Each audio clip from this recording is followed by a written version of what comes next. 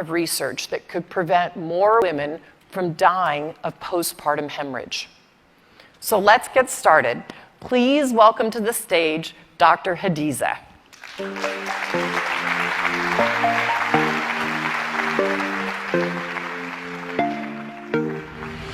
Thank you.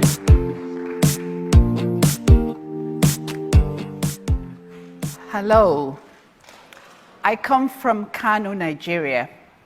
Kano is a beautiful place with rolling hills, colorful festivals with horses and music, and warm, diverse people. But walking in the clinics, we see a different picture. As an obstetrician, I can bear witness of the enormous suffering of my people because my country has the highest number of maternal death in the world. I've watched the life leave a woman's body as she bleeds out, giving birth. I've seen women wishing the death of their children to save them from the cycle of pain and poverty they had to endure themselves. These women are my neighbors, they're my friends, and even my family. My first cousin, who I love dearly, is one such woman. She came to me for her 4th pregnancy. She had already delivered 3 healthy babies with me. Early in her stay, her blood pressure spiked. So my colleagues and I decided to induce her for normal labor. And she went into labor, normal practice. I went about my business in the hospital, doing my rounds and caring for other patients. After a while, I walked into the labor ward to check on her. What I saw would never leave me. Blood was flowing out of her like a tap.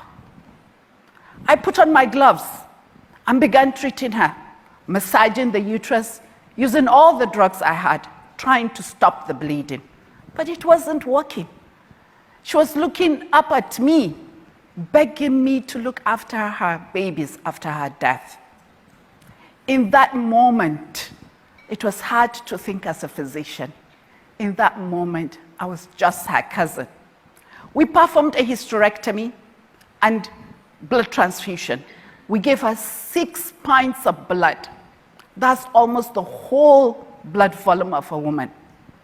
And I sat by her side until the next morning, watching her every inhale and exhale until I knew she had made it. Not everyone is so lucky to have a family member who is an obstetrician. I couldn't stop thinking about how unfair that was. That's when I realized something. I could save 1 or 2 lives at a time as an obstetrician, but I could save 100,000 lives by becoming a medical researcher. I decided to focus my research on areas that affect the lives of women, such as postpartum hemorrhage, PPH. That is what my cousin endured. It is the #1 cause of maternal death, not just in Nigeria, but all over the world. Postpartum hemorrhage means losing more than half a liter of blood within 24 hours of childbirth. 14 million women experience this every year, and approximately 70,000 die from it. In a study we called Emotive, my fellow researchers and I discovered that half of the women who have PPH are never even diagnosed. That's because healthcare workers are busy and struggle with how much blood loss is too much blood loss. The solution to this is almost shockingly straightforward.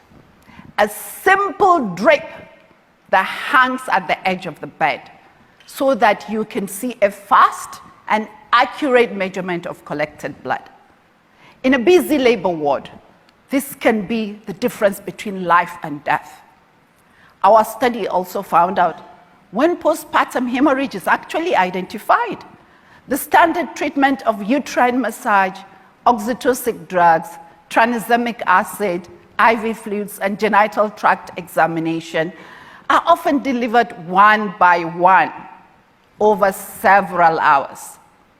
We asked ourselves, why don't we bundle these interventions, administering all the 5 at once? And so we tried it, and we decreased cases of severe bleeding by 60%.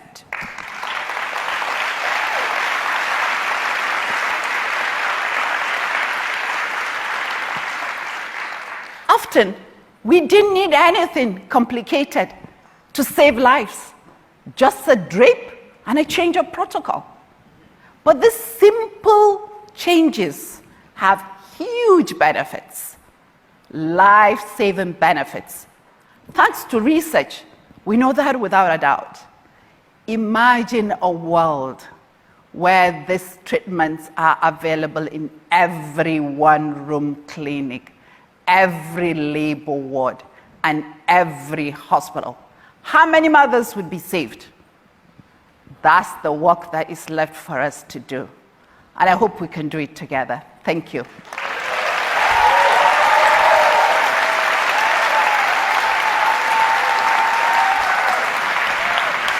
Goalkeepers, please welcome Sally Krawcheck.